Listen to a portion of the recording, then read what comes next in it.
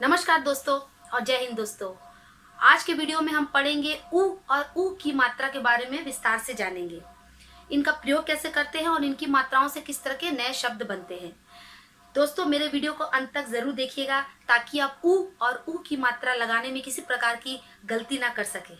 ऊ और ऊ में अंतर, जिसे हम छोटा ऊ और बड़ा ऊ भी कहते हैं। अब हम देखते हैं कि ये ऊ और ऊ हम लिखते कैसे हैं। ये है हमारा छोटा ऊ, ऊ, और ये है हमारा बड़ा ऊ। छोटा ऊ में इसकी चोटी या पूंछ नहीं होती है। जैसे बचपन में हम लोग कहते थे ना कि छोटा ऊ में पूंछ नहीं होती है, चोटी नहीं होती है, तो वो हो गया छोटा ऊ। और इसमें क्या है, इसकी पूंछ या चोटी होती है, तो उसे हम बड़ा ऊ कहते हैं। तो बचपन में हम इस तरह से इसका अंतर समझते थे। अब हम देखते हैं कि ऊ और ऊ की मात्रा कैसे होती है, इसकी मात्रा भी देखते हैं। ऊ की मात्रा हम कैसे करेंगे, इस तरह से रहेगा। ये है हमारा ऊ की मात्रा, और ऊ की मात्रा जिसे बड़ा ऊ कहेंगे, उसकी मात्रा किस तरह से होगी, इस तरह। ये ऊपर की तरफ रहती है छोटा ऊ, और बड़ा ऊ की मात्रा नीचे की तरफ रहती है। छोटा ऊ की मात्रा जिस किसी वर्ण या अक्षर के हम नीचे लगाते हैं तो किस तरह से उसकी मात्रा लगती है, देखते हैं। जैसे मान लीजिए क है,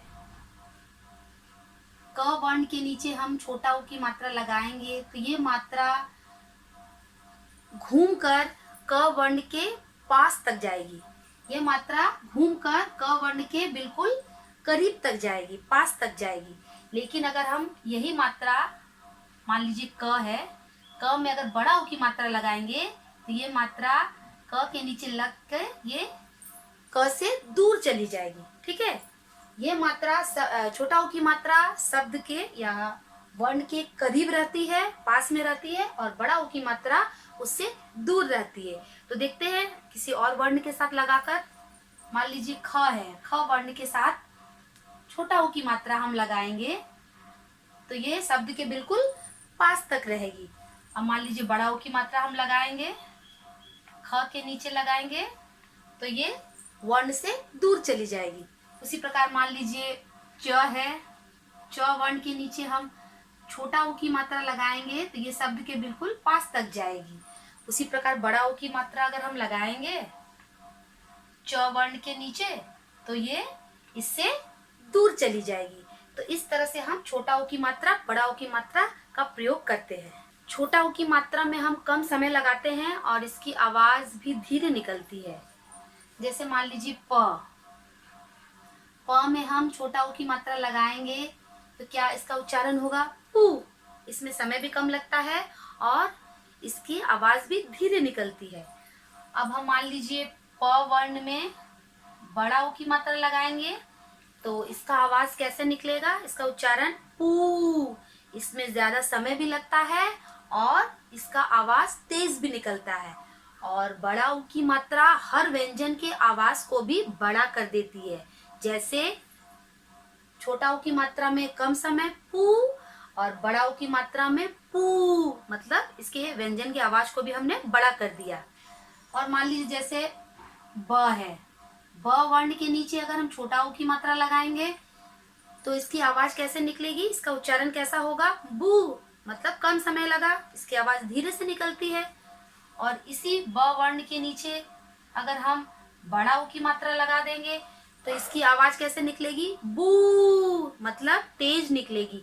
और ब व्यंजन को भी ये, इसकी आवाज को भी ये बड़ा कर देती है। ठीक है, बू। छोटा ऊ के उच्चारण में हमें कम समय लगता है।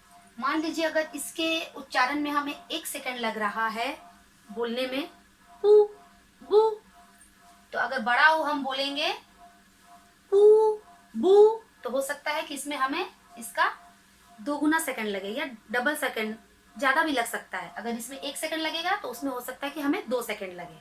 एक और टेक्निक है पता लगाने का छोटा ऊ और बड़ा ऊ की मात्रा का। एक हम स्टमक में हाथ देकर, पेट पर हाथ देकर आप पता लगा सकते हैं। जैसे मान लीजिए हम उच्चारण करेंगे छोटा ऊ, कू, तो हम देखेंगे कि पेट पे हाथ रखकर कि हमने सांस अंदर की तरफ खींचा है, ठीक है। इसमें हमें कम समय लगता है। कू, हमने सांस अंदर की तरफ लिया। और जब हम बड़ा ऊ बोलेंगे कू, तब हम क्या करेंगे, सांस को बाहर की तरफ जाते हुए देखते हैं। हमारी सांस इसमें बाहर की तरफ जाती है बड़ा ऊ में। तो इस तरह से हम छोटा ऊ और बड़ा ऊ का डिफरेंस पहचान पाते हैं। छोटा ऊ और बड़ा ऊ का मात्रा हमने सीख लिया। अब हम शब्द पढ़ते हैं। जैसे गुलाब, गुलाब, इसमें क्या लगा है, छोटा ऊ। अब हमने तो पहचान कर लिया, गुलाब क्या बन गया, गुलाब। अब ये क्या है, एक नया शब्द है, कछुआ, कछुआ, ठीक है। अब ये क्या है, गुड़िया, गुड़िया। हम पता लगा रहे हैं कि इसमें क्या है, छोटा ऊ की मात्रा है। घुटना, घुटना। तो ये सभी क्या है, छोटा ऊ की मात्रा वाले शब्द है। अब इसमें बड़ा ऊ का मात्रा का हम कुछ शब्द देखते हैं कि किस तरह के बड़ा ऊ की मात्रा के शब्द हैं। जैसे मान लीजिए आलू, क्या बन गया, आलू, बड़ा ऊ की मात्रा है। सूरज, भालू, फूल। तो ये सभी क्या है, बड़ा ऊ की मात्रा के शब्द है। अब हम कुछ शब्दों पर छोटा ऊ और बड़ा ऊ की मात्रा लगाकर देखते हैं कि उनमें किस तरह के अर्थ उनसे निकलता है। जैसे मान लीजिए दंती स में हम छोटा ऊ की मात्रा लगाएं, सु, ख में बड़ी की मात्रा खी, क्या बन गया, सुखी। सुखी का मतलब हैप्पी, प्रसन्न। अब मान लीजिए इसी शब्द में हम अगर बड़ा ऊ की मात्रा लगा दें, सुखी, तो इसका अर्थ क्या है, बिल्कुल भिन्न हो जाएगा, अलग हो जाएगा। इस सुखी का मतलब होता है प्रसन्न होना, यानी हैप्पी होना। और इस सुखी का मतलब बड़ा ऊ की मात्रा जब लगा देंगे तो ये बन गया सुखी। सुखी मतलब सूखा हुआ पत्ता जो होता है, जो डाली होता है, उसे हम सुखी कहते हैं, सूखा हुआ। और इस सुखी का मतलब हो गया प्रसन्न। तो इन दोनों का मात्रा लगाने से उनके अर्थ में परिवर्तन हो जाता है, अर्थ भिन्न हो जाता है। मान लीजिए एक और शब्द लेते हैं हम, क में छोटा ऊ की मात्रा कूल, कूल। कुल मतलब क्या होता है, टोटल, मतलब कितना हम लोग सामान लेते हैं तो मतलब कुल कितना हुआ, मतलब कितना टोटल हुआ।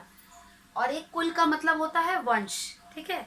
अब इसी शब्द में हम बड़ा ऊ की मात्रा लगा के देखते हैं कि किस तरह के दूसरे शब्द बनते हैं और उनका मतलब क्या होता है। क में बड़ा ऊ की मात्रा कूल, कूल। इस कुल से ये कुल क्या है, बिल्कुल भिन्न है। इस कुल का मतलब अगर टोटल होता है या वंश होता है, तो इस कुल का मतलब होता है किनारा। तो देखिए आपने, मात्रा अलग लगाने से उनके अर्थ में भी भिन्नता आ गई। अब मान लीजिए कुछ और शब्द लेके देखते हैं हम। जैसे मान लीजिए ब, ह में छोटा ऊ की मात्रा हु, बहु। बहु मतलब बहुत, बहुत ज्यादा, ठीक है, बहु माने बहुत। अब इसी शब्द में हम बड़ा ऊ की मात्रा लगा के देखते हैं, ब, हमें बड़ा ऊ की मात्रा हु, बहु। बहु मतलब दुल्हन या पुत्र वधु, ठीक है, बेटा की पत्नी, पुत्र वधु।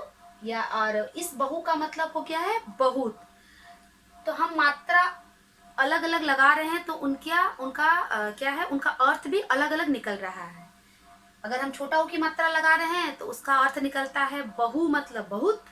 और जब बड़ा ऊ की मात्रा लगाते हैं तो बहु मतलब दुल्हन या पुत्र वधु। अब आप भी कुछ हमें शब्द बताइए जिस पर हम छोटा ऊ और बड़ा ऊ की मात्रा लगा कर देखते हैं। नहीं पता तो चलिए हम खुद लगाते हैं।